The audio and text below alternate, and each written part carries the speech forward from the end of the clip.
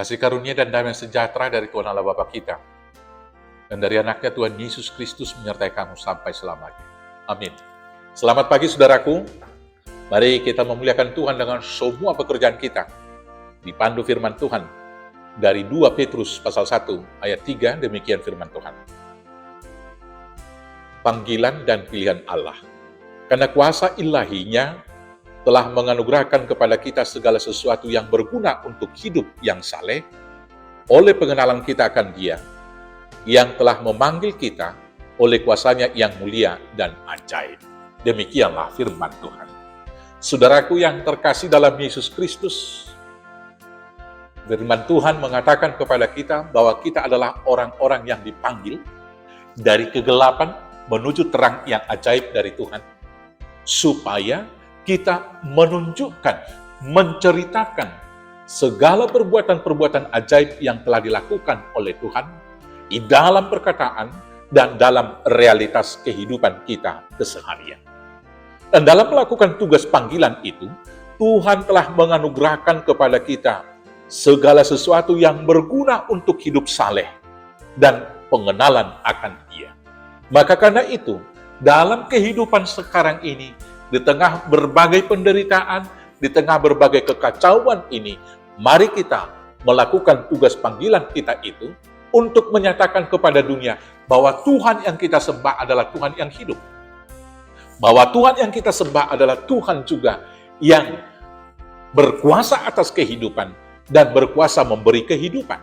Bahwa Tuhan yang kita sembah adalah Tuhan yang memelihara kita juga. Maka karena itu, mari kita mulai tugas panggilan itu pertama sekali dengan menunjukkan iman kita. Beriman. Beriman.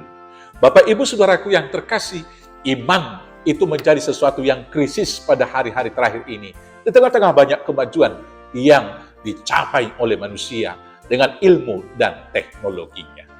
Bapak, Ibu, Saudaraku yang terkasih, saya kaget 3 minggu yang lalu kami bertemu dengan yaitu Sekretaris Jenderal UM yang ada di Jerman.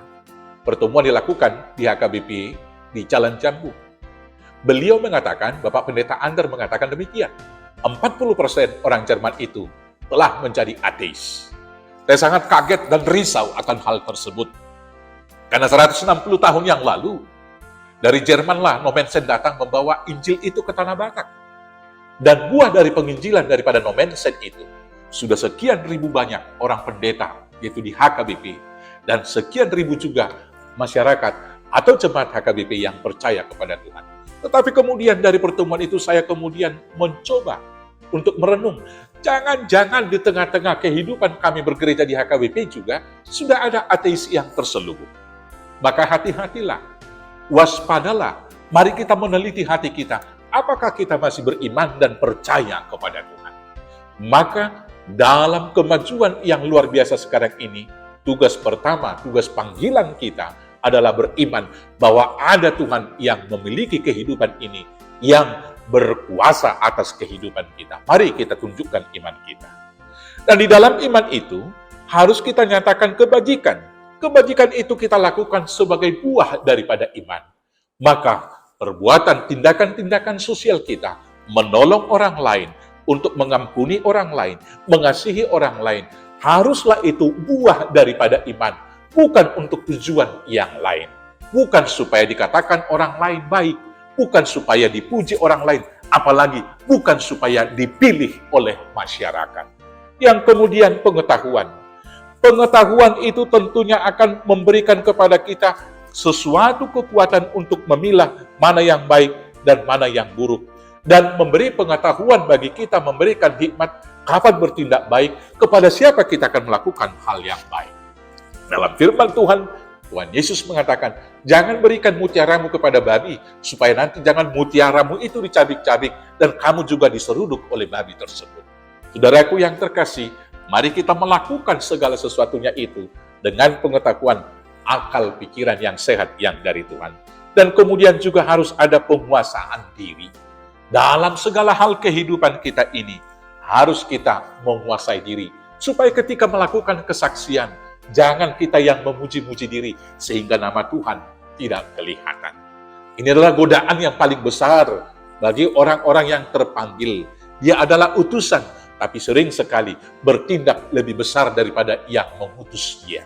Dia hanyalah penginjil, tetapi dia lebih besar daripada berita Injil yang diberitakan. Dia adalah hamba daripada Yesus Kristus, tapi sering sekali berita pribadi si pemberita Injil itu lebih besar daripada berita daripada Yesus Kristus. Yohanes mengatakan, dia harus lebih besar dan saya harus makin kecil. Yang kemudian harus ada ketekunan dan kasih. Mari kita setia sampai mati untuk melakukan tindakan kasih, melakukan yaitu kesaksian-kesaksian kita, dan bertekun di dalam iman.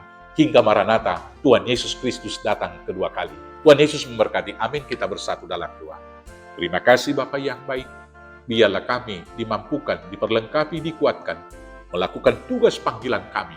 Hanya dengan kuasa Yesus Kristus Tuhan Juru Selamat kami yang hidup. Amin. Selamat beraktivitas. Tuhan Yesus memberkati. Horas, horas, horas.